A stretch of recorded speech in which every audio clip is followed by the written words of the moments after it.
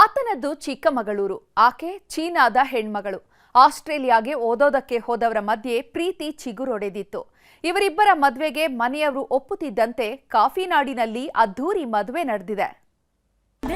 ರೂಪಕ್ weds Z foreign ಪ್ರೇಮ ಕಲ್ಯಾಣ.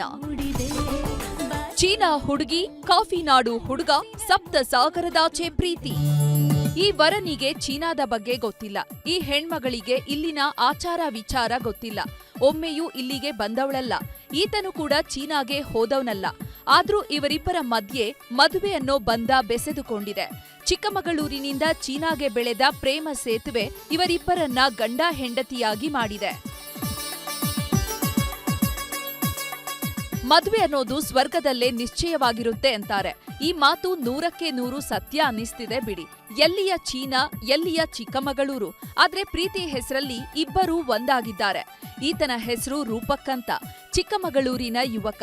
ಈಕೆ China ಮೂಲದ Z. ಇಬ್ರು ಆಸ್ಟ್ರೇಲಿಯಾದಲ್ಲಿ ಹೈಯರ್ ಎಜುಕೇಶನ್ ಮಾಡ್ತಾ ಇದ್ರು. ಓದು ಮುಗಿಸಿದವರು ಆಸ್ಟ್ರೇಲಿಯಾದಲ್ಲೇ ಕೆಲ್ಸ ಗಿಟ್ಟಿಸಿಕೊಂಡಿದ್ದಾರೆ. ಆದ್ರೆ ಓದ್ತಿರುವಾಗಲೇ ಇವರಿಬ್ಬರ ಮಧ್ಯೆ ಪ್ರೀತಿ ಶುರುವಾಗಿತ್ತು. ಹೀಗಾಗಿ ಮದುವೆಯಾಗೋ ನಿರ್ಧಾರ ಮಾಡಿದ್ದಾರೆ. ಪ್ರೇಮಿಗಳಿಬ್ಬರು ತಮ್ಮ ತಮ್ಮ ಮನೆಯಲ್ಲಿ ಹೇಳ್ತಾ ಇದ್ದಂತೆ ಖುಷಿಯಾಗಿ ಮದುವೆ ಮಾಡಿಕೊಟ್ಟಿದ್ದಾರೆ. ಪ್ರೀತಿ ಹುಟ್ಟಿದ್ದು ಆಸ್ಟ್ರೇಲಿಯಾದಲ್ಲೇ, ಆದ್ರೆ ಮದುವೆಯಾಗಿದ್ದು ಭಾರತದಲ್ಲಿ. ಅದು ಪಕ್ಕಾ ಹಿಂದೂ ಸಂಪ್ರದಾಯದಲ್ಲಿ. ಹೆಣ್ಣಿನ ಕಡೆಯವರೆಲ್ಲ ಚಿಕ್ಕಮಗಳೂರಿಗೆ ಬಂದಿದ್ರು. ನಮ್ಮ ಆಚಾರ ವಿಚಾರವೇ ಗೊತ್ತಿಲ್ಲದವರು ಇಲ್ಲಿನ ಸಂಪ್ರದಾಯಕ್ಕೆ ಮಾರು ಹೋಗಿದ್ದಾರೆ. ಕೆಂಪು ನೀಲಿ ಸೀರೆಯಲ್ಲಿ ಮಿರಮಿರ ಮಿಂಚುತ್ತಿದ್ದ ಹೆಣ್ಣು ಮಗಳು ಥೇಟ್ ಸ್ವರ್ಗಲೋಕದ ದೇವತೆಯಂತೆ ಕಾಣ್ತಿದ್ಲು. ವಿಶೇಷ ಅಂದ್ರೆ ಝೆಡ್ ತಂದೆ ತಾಯಿಯೇ ಮಗಳನ್ನ ದಾರೆ ಎರೆದು ಕೊಟ್ಟಿದ್ದಾರೆ. ಈವನ್ ನಾನು ಅಲ್ಲೇ ಓದಿದ್ದು. ಸೊ ಇಬ್ರು ಮಾಸ್ಟರ್ಸ್ ಡಿಗ್ರೀಸ್ ಮಾಡೋದಕ್ಕೆ ಹೋಗಿದ್ದು. ಹೌದು, ನಮ್ಮ ಪೇರೆಂಟ್ಸು ಚಿಕ್ಕಮಂಗ್ಳೂರಲ್ಲಿರೋದು, ಅವ್ರ ಪೇರೆಂಟ್ಸು ಚೈನಾದಲ್ಲಿರೋದು. So even the different countries, ಅದು ನಮ್ದು ಕಲ್ಚರಲ್ ವ್ಯಾಲ್ಯೂಸ್ ಎಲ್ಲದು ಆಲ್ಮೋಸ್ಟ್ ಸೇಮೇ.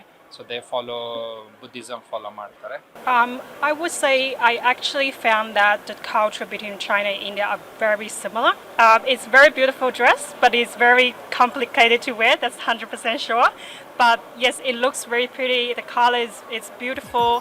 ಒಟ್ನಲ್ಲಿ ಹುಟ್ಟಿದ್ದು ಯಾವುದೋ ದೇಶ, ಓದಿದ್ದು ಇನ್ಯಾವುದೋ ದೇಶ. ಆದ್ರೆ ಮದುವೆ ಅನ್ನೋ ರೂಪದಲ್ಲಿ ಒಂದಾಗಿದ್ದಾರೆ.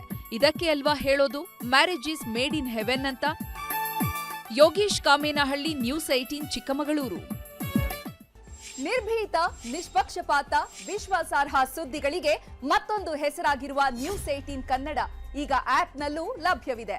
ದಯವಿಟ್ಟು ಇಲ್ಲಿರುವ QR ಕೋಡ್ ಅನ್ನು ಸ್ಕ್ಯಾನ್ ಮಾಡಿಕೊಂಡು ಆಪ್ ಡೌನ್ಲೋಡ್ ಮಾಡೋದಕ್ಕೆ ಮರಿಬೇಡಿ.